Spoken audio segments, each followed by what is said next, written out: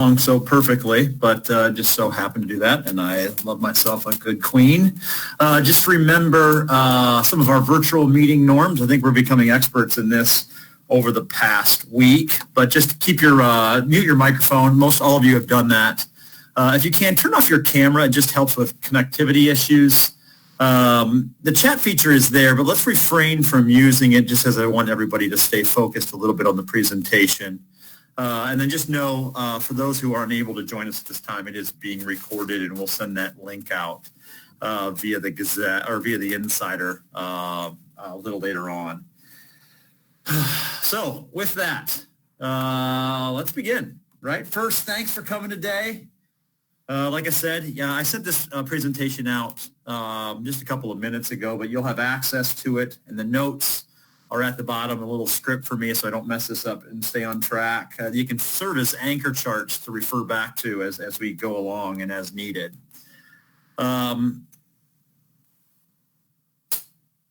This, I wanted to bring back to this slide. In February, when I first came on board, I asked for your feedback in a survey. And the survey, no doubt, highlighted some areas that we need to improve. But it also highlighted our strengths as a school. And at the end of the survey, I asked you to finish this sentence. Annandale is a place where. Take a second, if you can, to look at this slide.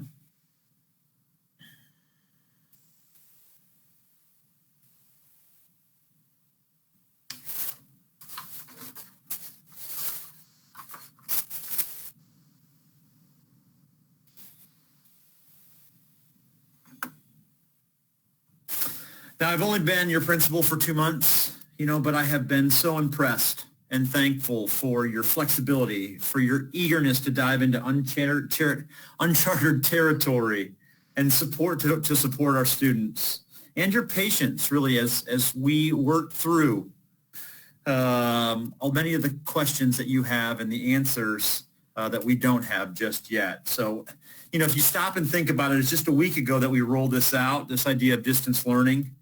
And the ways that you have embraced this new type of teaching and collaborating together is just absolutely incredible. Not only to creating meaningful learning opportunities for our students, but also ensuring that our students have access to these lessons. You've seen in the Insider that we've distributed MiFis to students who without internet access. We fixed computers for our Cat B students and reissued them this past week. There's really no doubt that, as the previous slide said, that Annandale is a place where we support each other and grow together and care about each student.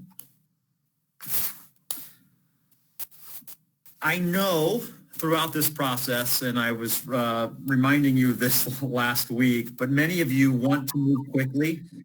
However, I want to re-emphasize our motto, keep it simple, take it slow, and focus on working collaboratively to provide meaningful learning experiences for our students. Remember, quality instruction is going to be the key to our success. I'm going to take a quick second. It sounds like I have some background interference from someone who hasn't muted, but I'm on that right now. Got it. There we go. All right. Please continue to use the distance learning lesson planning guide as a resource. I'm putting these presentations on there. I'm putting all the information that you need as a one-stop for us as we make this transition. We're going to continue to take this step by step and adjust as needed. If we need more time or support, then we'll adjust. If we can move more quickly, then we will. But right now, our plan is just take our early steps together and systematically, right? And just remember, we now have begun, and we are starting to solve one problem at a time. Then we'll move on to the next problem, and then we'll solve the next problem after that. But it's just critical for us to stay focused on one problem at a time. So with that in mind, let's talk about some key updates and some questions that we don't necessarily have answers to just yet. First, I'd already mentioned it, but the MiFi distribution to students. We have seen over 118,000 meals being passed out. So we have every indication that our students are accessing the free meals during this pandemic. SOLs have been officially canceled. We heard that news this week. There's been questions about new content, of when we can teach new content. Our goal is to provide review lessons the first week back, and then allow them to get used to doing this new way of school.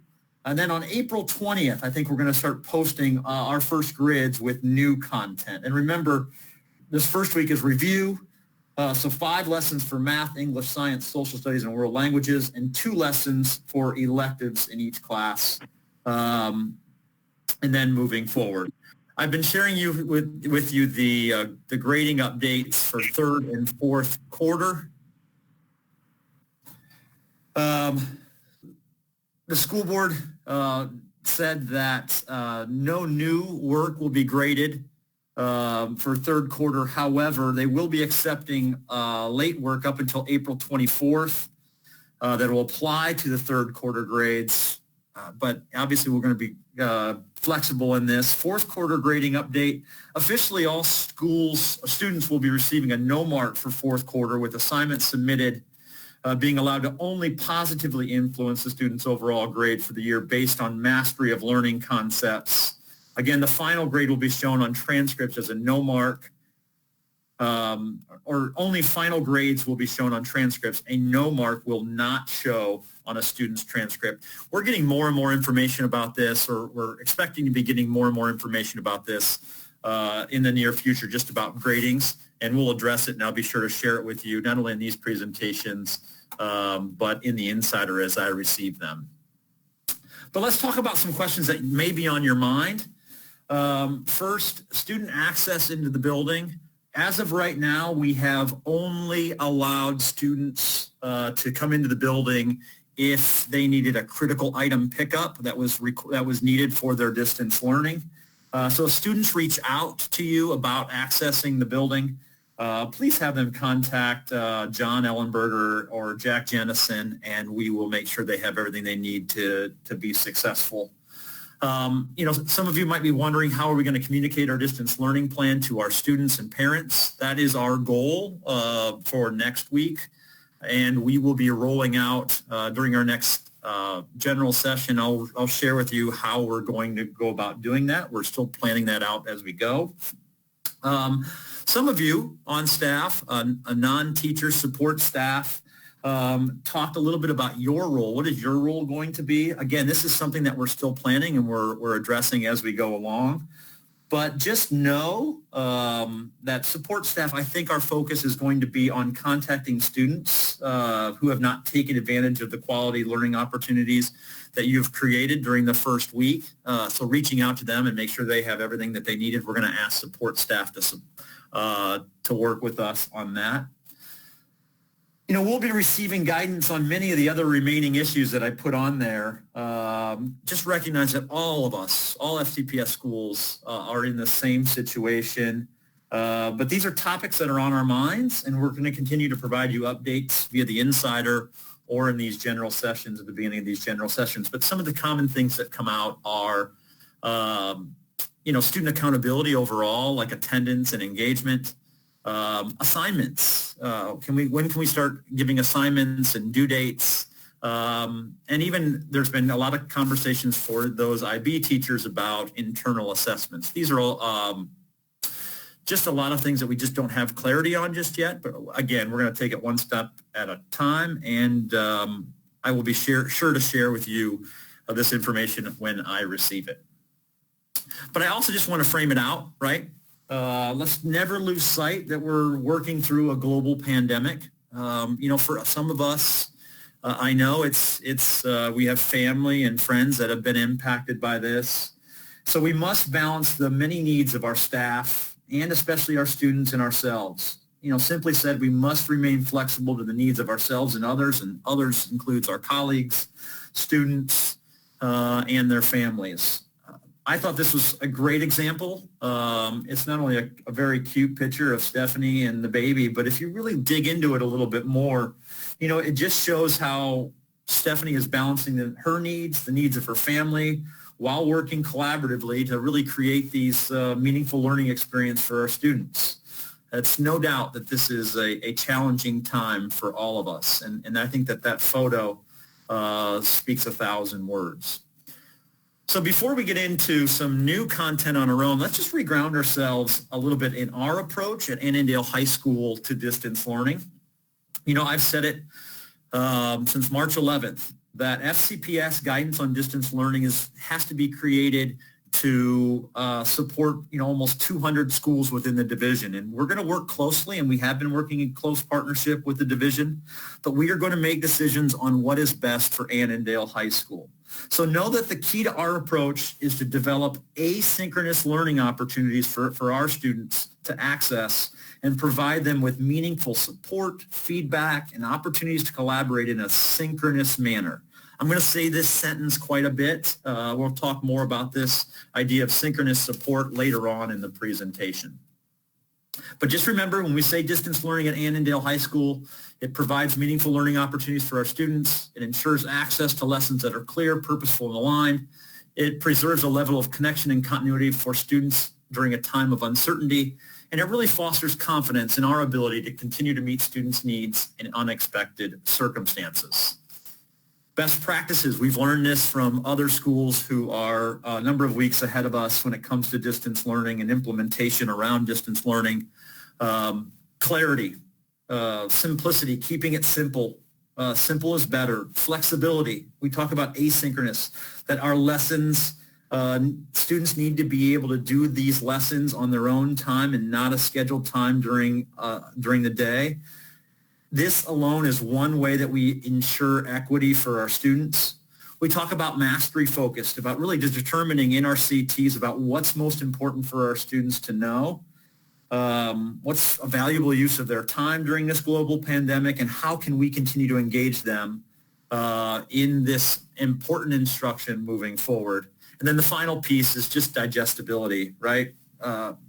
Research indicates that if you simply copy, cut, and paste your current lessons without opportunities for collaboration or support like we have in the classroom, students will not be successful. In fact, students will end up spending twice as long on it and actually won't learn it.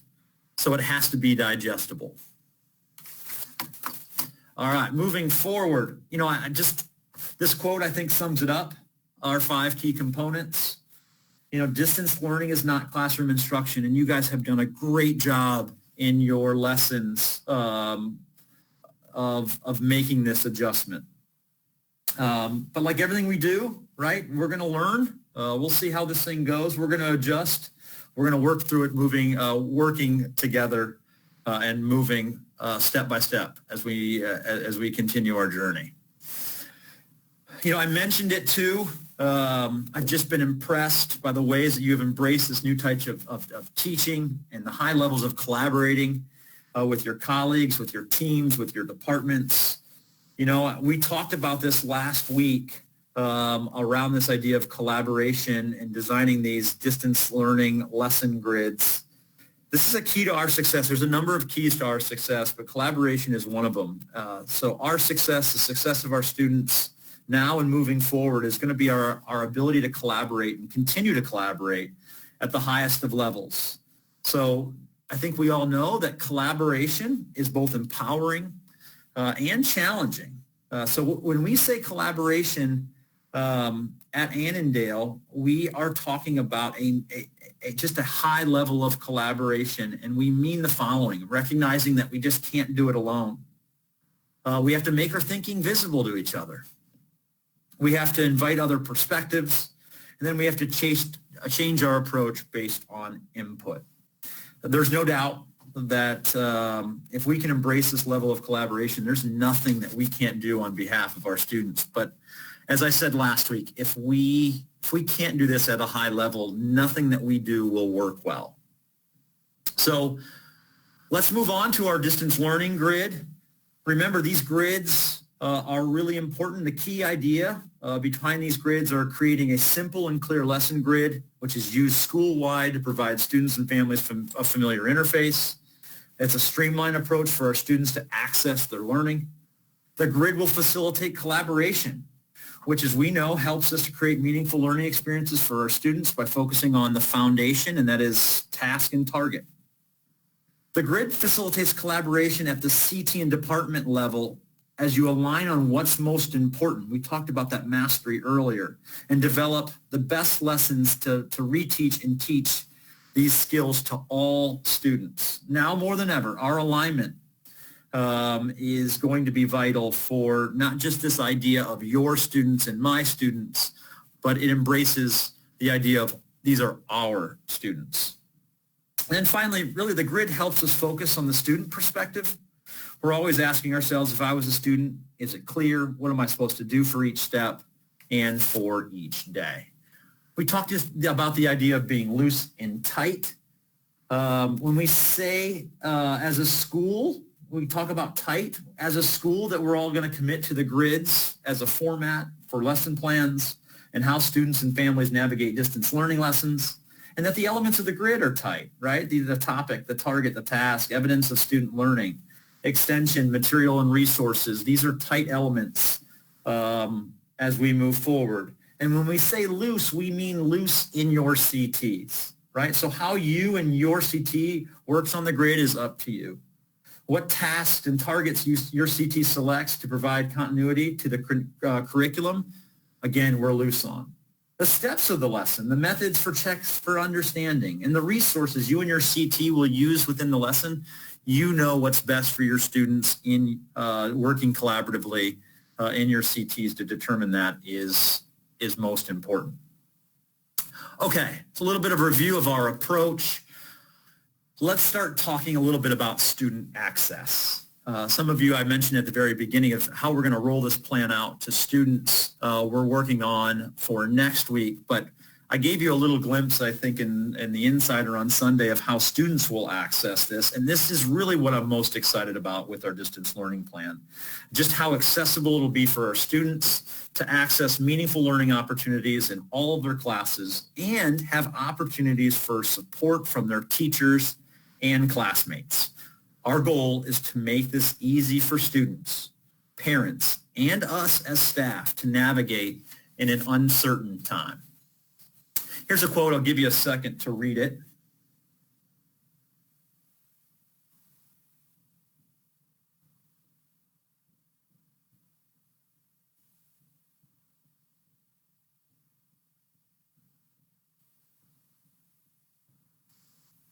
I found this quote really over the week, and it just hits home at our approach, right?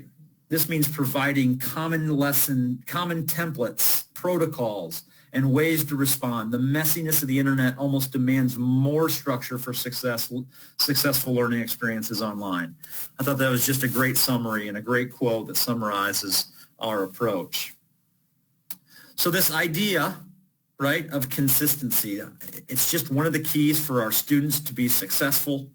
Consistency is important because parents, guardians, students, they'll all be using course homepages and then they'll list distant learning grids to navigate distance learning lessons.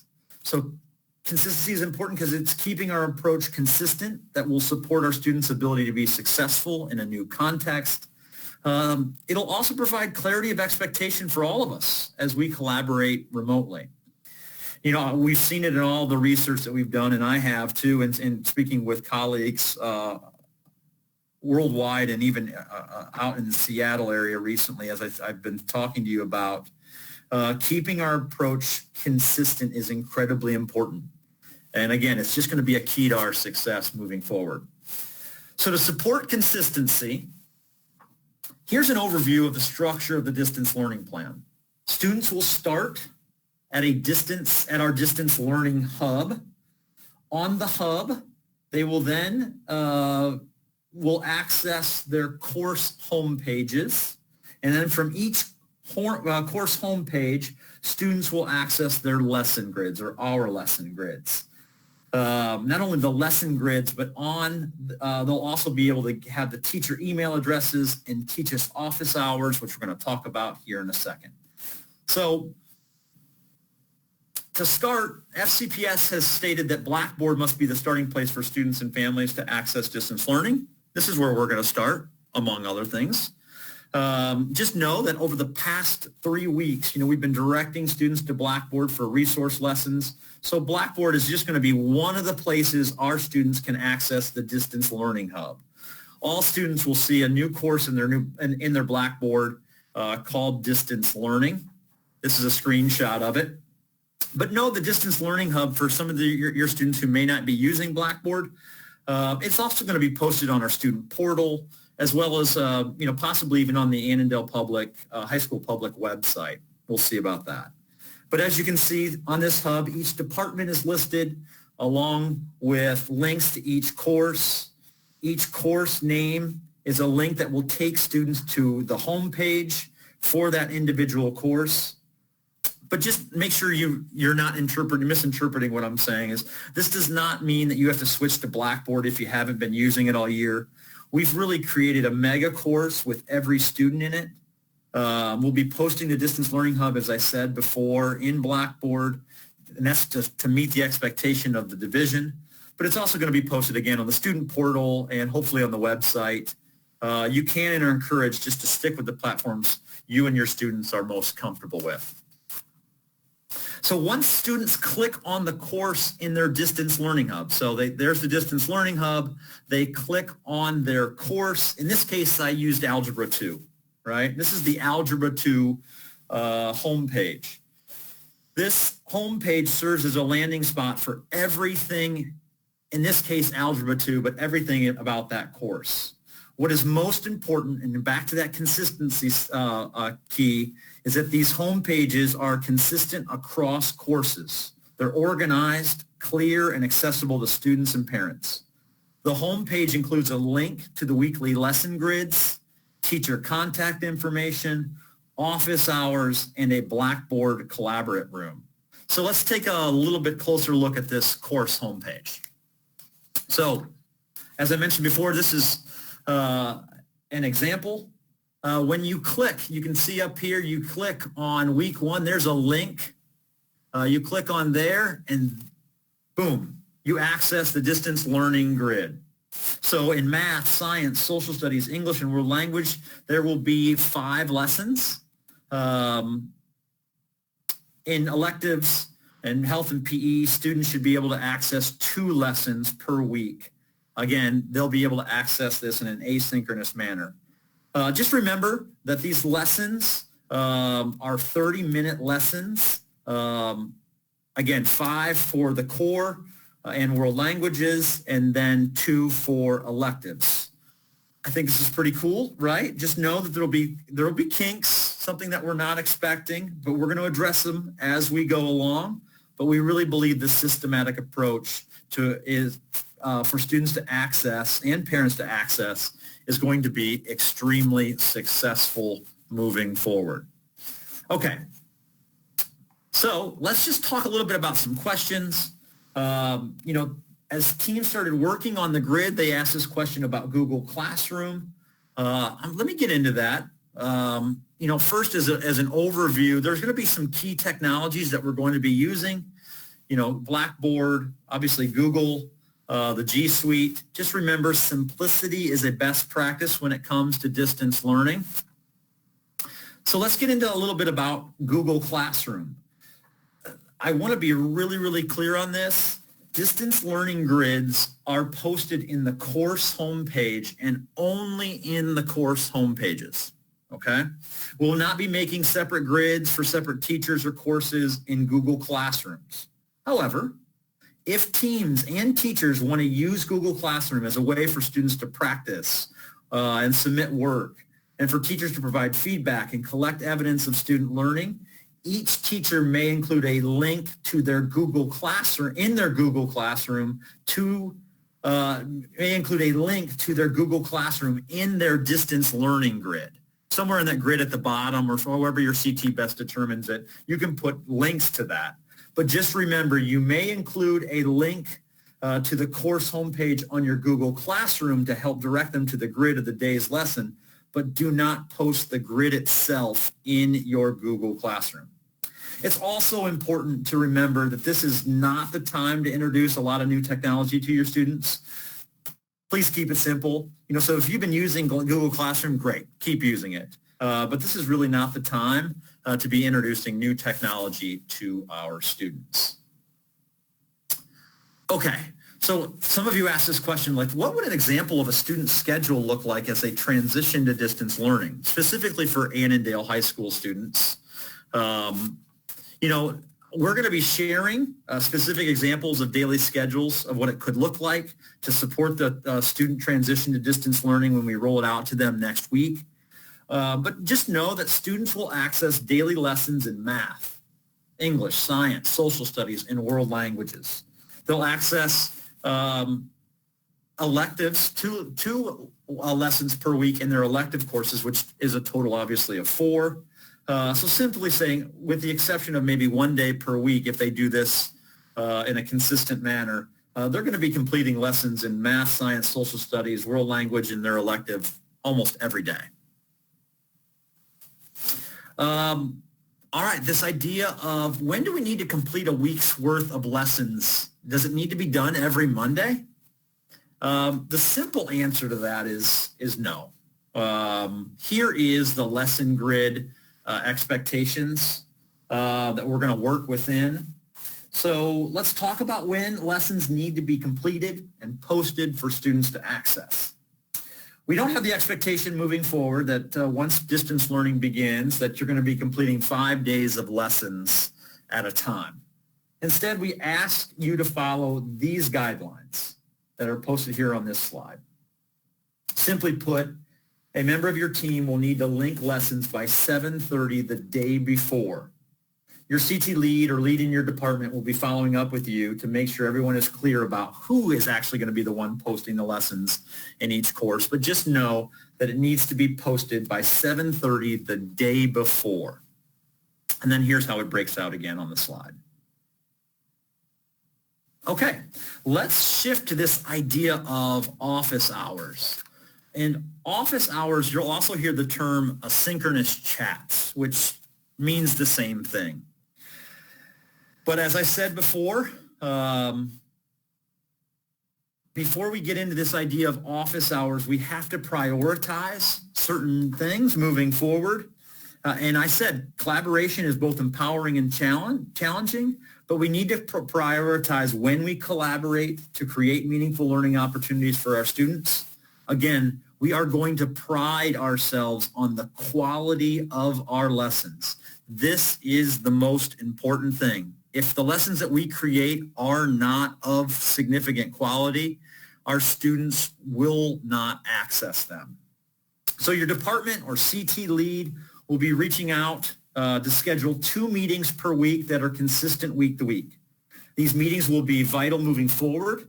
So this time that you meet in your team is going to be prioritized. It'll also ensure that when we talk about office hours here in a second, but that office hours and school-wide general sessions are not in conflict with your CT or department meetings. Just know that we're going to continue to do a leaders meeting, a preview of the general sessions on Tuesdays from 9 to 10, and we'll continue to schedule these all-staff meetings on Thursdays from 9:30 to 10:30. We also recognize that there will be times when not everyone on the team will be able to attend, but scheduling set times when your team or department meets during the week is going to help us plan meaningful opportunities for our students and ensure that we have the opportunity to support each other, basically moving forward in that same course, CT, or department.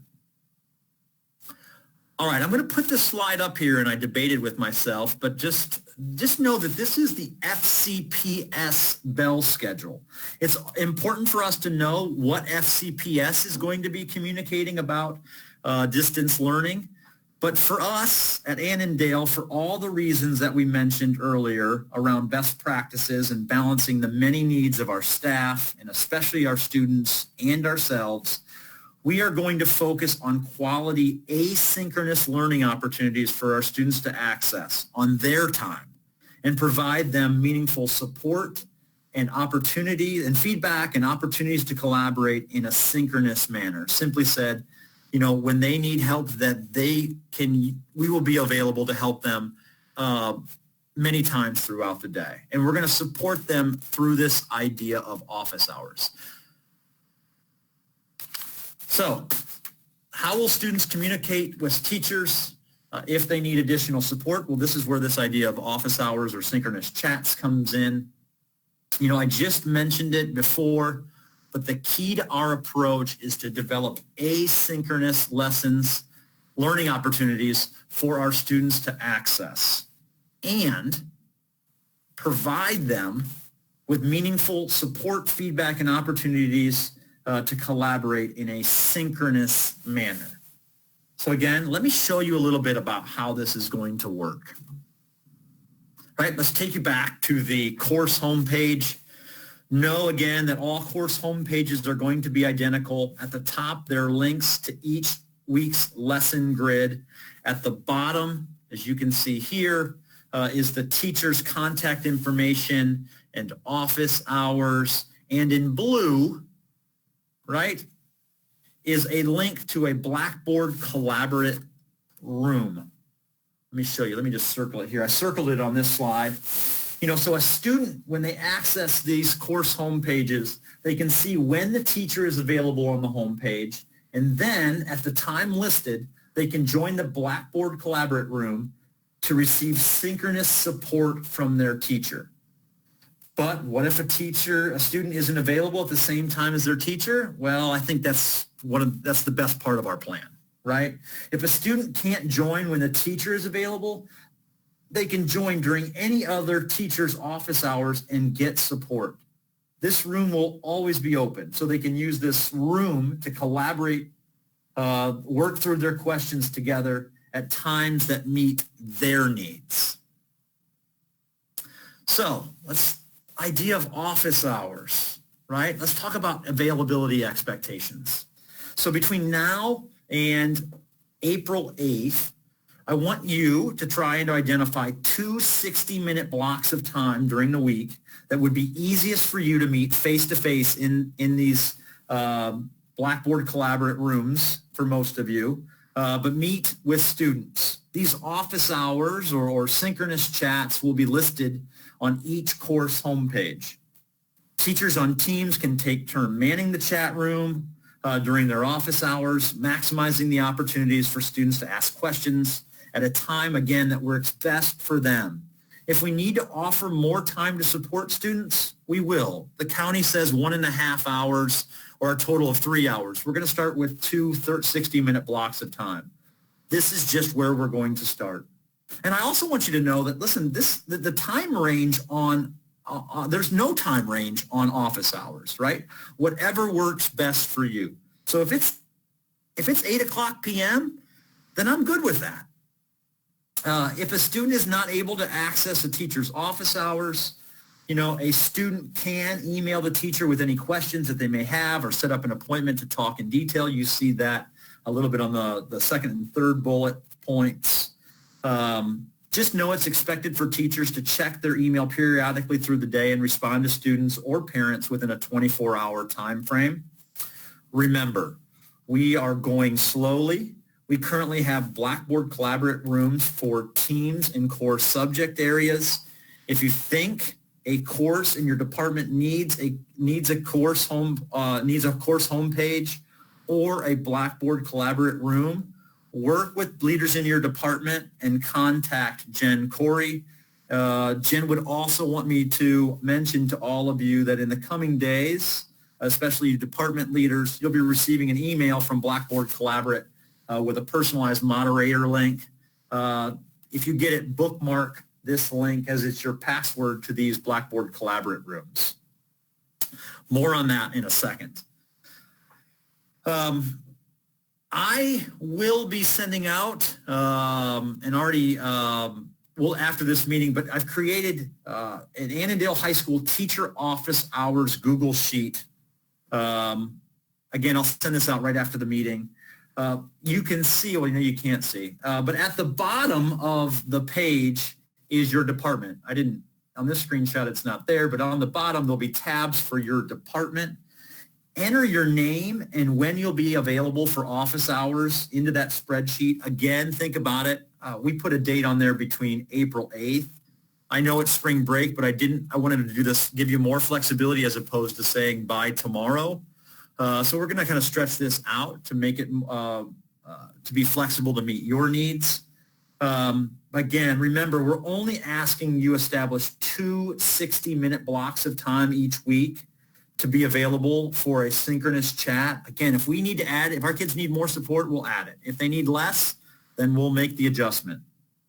I'm going to work with your department leaders to ensure that this information is put on your course homepage again by next Wednesday. That's April 8th.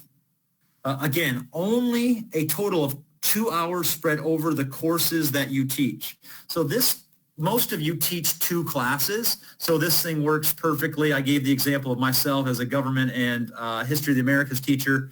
Here's my course and the areas I'm going to be available. The reason why we put course name on there is just so we get it right on the course home pages. We recognize some of you may teach more courses than just 2, and some of you may just teach only 1 course, but we're looking for 2 60-minute blocks to support students.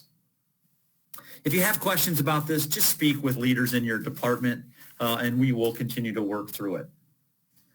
Let's go back to this idea of synchronous chats, right? Asynchronous and synchronous. I've never said these 2 words more in my life than I have over the past number of weeks. So when we say synchronous at Annandale, we mean office hours, or this idea of synchronous chats. And I want to make sure we're clear. Office hours are meant to provide timely guidance to help students complete the lessons that they have been assigned. They're not meant for one-on-one tutoring. Office hours are meant only to answer questions about the assigned lessons, not provide direct synchronous instruction. I just wanted to be clear with that. Some of you, maybe even from a parent perspective, we'll see moving forward, but might be asking you to do more. Our synchronous chats are for these purposes only. I also can read some of your minds from a distance. You'll be saying, wow, I've never learned Blackboard, never been learned how to do a Blackboard collaborative room. Well, either have I. And so some of you might have some anxiety around it, this idea of holding office hours in using a Blackboard collaborative room. So just know that there will be training sessions offered by Jen Corey. The county is offering them, but they're using this as the only means to video chat with your students, officially video chat. So all of the FCPS courses are filling up and probably have filled up. So we've created optional Blackboard Collaborate sessions throughout next week. I'll put this information in the Insider after this presentation on how to access these sessions. Just know that there's no need to sign up. You just click the link at the time that you would like to attend, and you'll be taken directly to that session. It's also important to know, at least in my experiences, that you might get this image when you click on the link. Just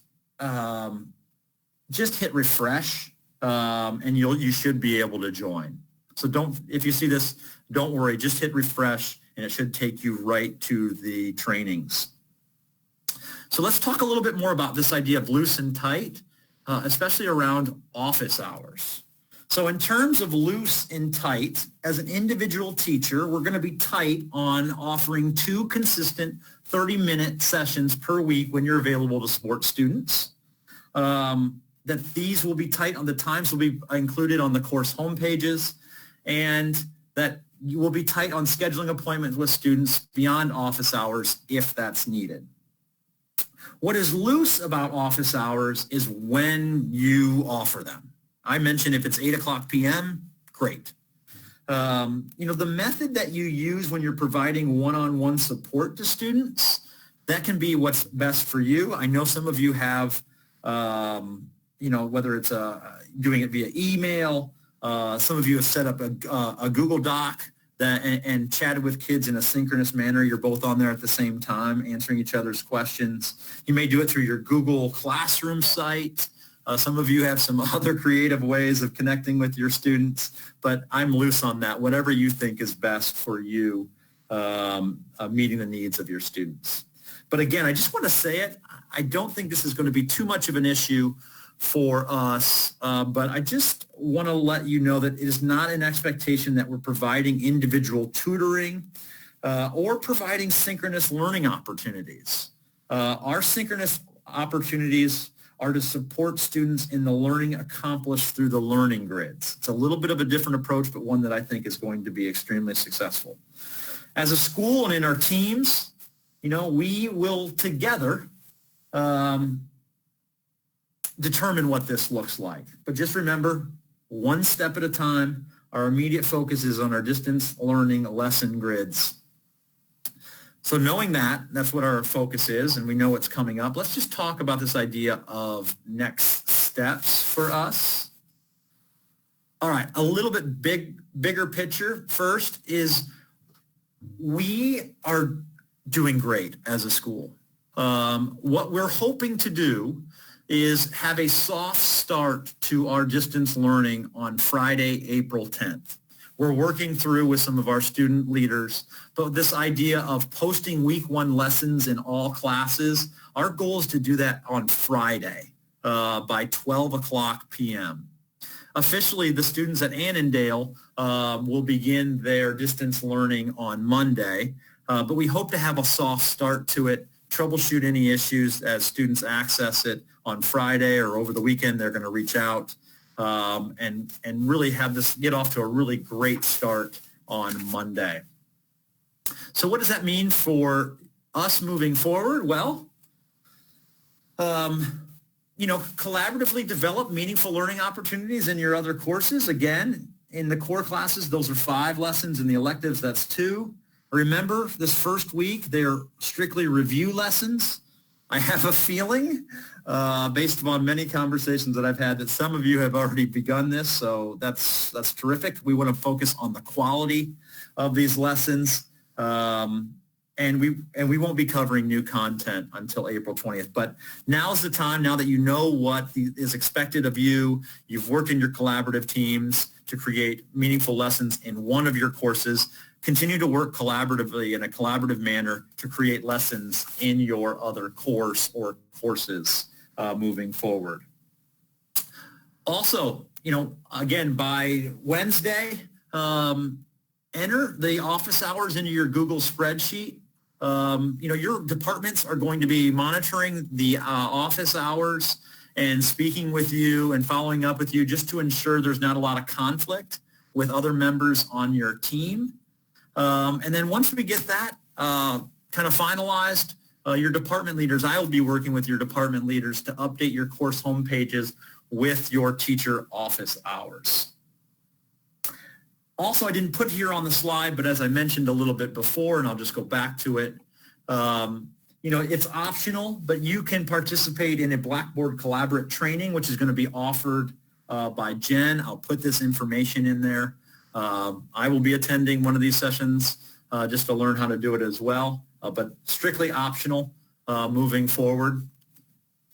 And just know this, I just keep coming back to this image too, right? We're building the plane as we were flying it. Remember our motto, right? Keep it simple, take it slow, and focus on working collaboratively. Our goal, this is about quality. It's about providing meaningful learning opportunities for our students in an uncertain time. And as we go, right, we are all in this together. I've just been so impressed along the way. Some of you have asked, knowing that this is Spring Break 2020, what are we going to be moving forward? We're going to be continuing, just the planning phases of the student rollout. But just know that we will have a leaders meeting again on the 7th to kind of review some of our plans. And then we will have an optional general session on the 9th, next Thursday at this time, just to give you a little insight of what our next steps are as a school and where we're heading. Again, it'll be recorded, so you don't feel like you have to attend that session. but we are going to keep with the same schedule. I will tell you too, and just something that I just feel so good about. I think as they've been rolling out this idea of distance learning, not only in the county, but there's just people who are just going to say this is going to be a disaster. But I can tell you at Annandale High School, because of everything that I mentioned earlier, right? Your flexibility, your eagerness to dive into uncharted territory to support our students, your patience. You guys have been extremely patient. As we work to get you answers to the many questions that you have, I will say to anyone who will listen, with all due respect, this is going to be our finest hour. So with that, hopefully you have a little bit more clarity of our next steps moving forward. Continue to reach out to your department leaders if you guys have questions. We're just going to keep approaching it one step at a time, one problem at a time. So thank you for all that you guys are doing, and have a great Thursday and have a great day. Take care, everybody. I'll send the email out right after this meeting, and then we'll post a link of the recorded session as well.